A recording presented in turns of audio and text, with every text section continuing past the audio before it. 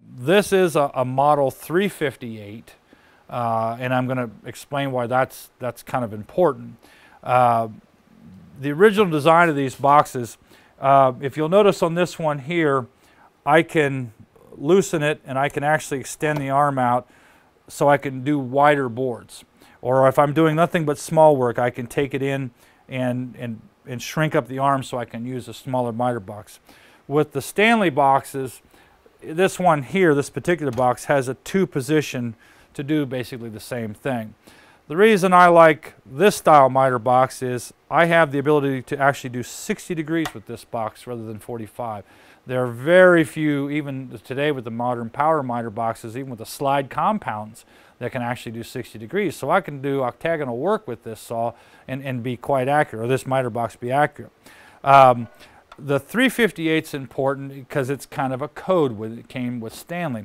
The 150 was a model number, but the 358 actually described the saw that came with it.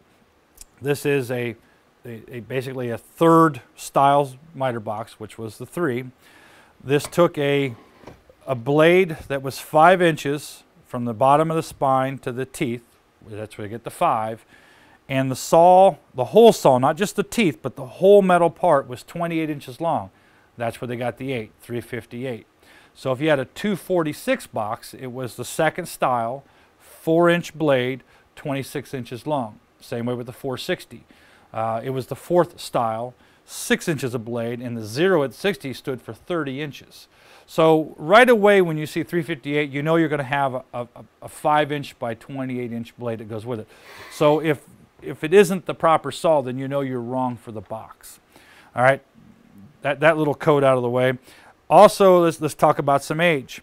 A lot of times you will see here, like this scale here has actual degrees. It says 22.5 and 45. This one here up front has a small scale.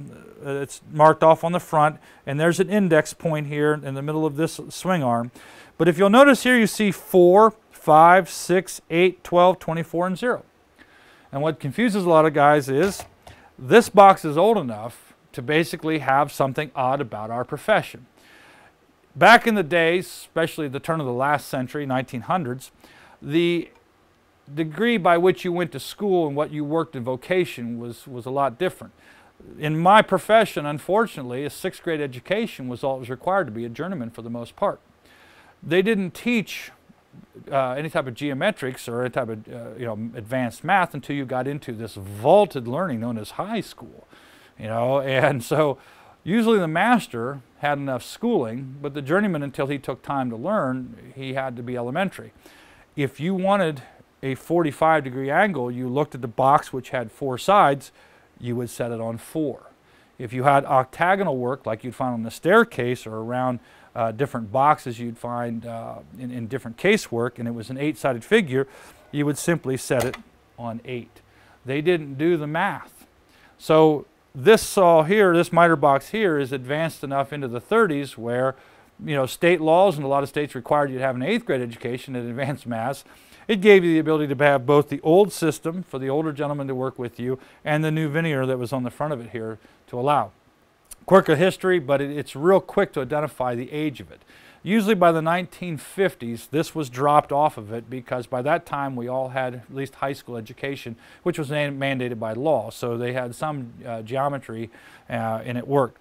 Now, unlike this Miller Falls box here, where the dogs that held my work basically are self-storage, the dogs on the miter box for Stanley locked from the back and slid, but they would slip back and store themselves in behind. But I'm going to turn the box a little bit here so you can see where they went in the back. They would slide back here and you could turn them and they would store themselves. Now, when it wasn't mounted here, these got in the way. They got bent, they got beat, they got lost.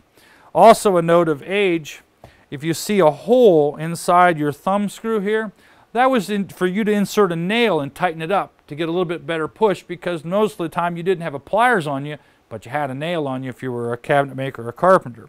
So these dogs here are very commonly found lost.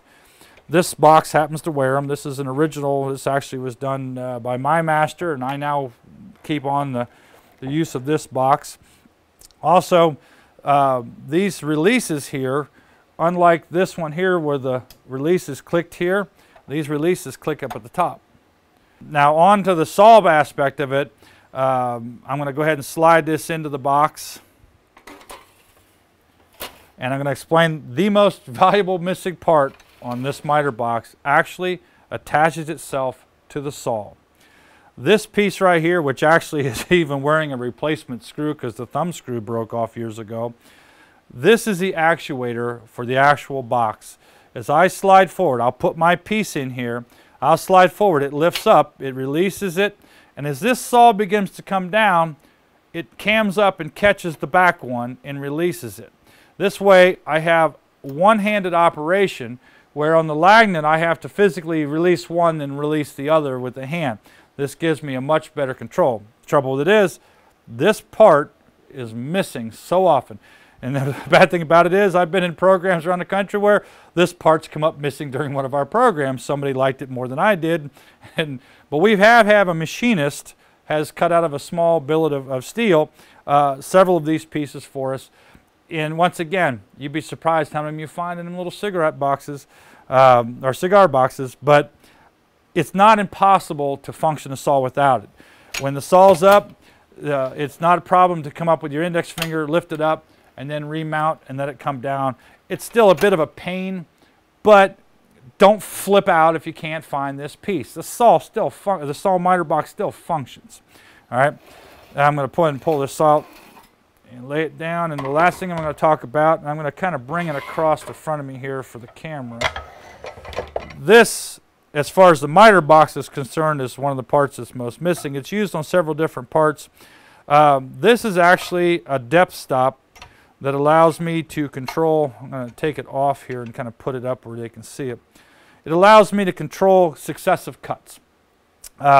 It's just a couple pieces of steel rod. A lot of times you'll see this object sitting like this for garage sales and they don't know what it is. It's actually the depth stop for Stanley miter boxes. So if you can find them, I see them on eBay a lot, but they need those rods to go with it. Now this is kind of up in the air right now because I've got the box mounted on a board here, so you're going to have to slide a piece of 3/4 underneath it that actually makes this function. But if you're doing successive cuts around an object where you're going to do a small framework around a casement where you're going to have at least 6 or 7 pieces that are cut the same, that's what the depth stop is for. It's pretty handy. A lot of times if it's missing, just simply a piece of wood with a C-clamp on the side, just let your table here, your sacrificial table you've made, let it extend a little bit further and just C-clamp a board to it. Works just as fine. Once again, if it's with the miter box, a lot of times, because it stores itself underneath, you'll find it rusted completely into it if you can find it. Hey, at least you got it. It's going to take you a little bit to get it out. And the pitting and stuff on the rod's not going to hurt. It's just a matter of tightness. But if you don't have it, it's not a deal breaker. I can't tell you how little I actually use it. So it just happens to be with the box because it was original to the company and all the parts are with it. But that's, when it comes to the miter boxes, that's pretty much where the different shapes and sizes you're going to find.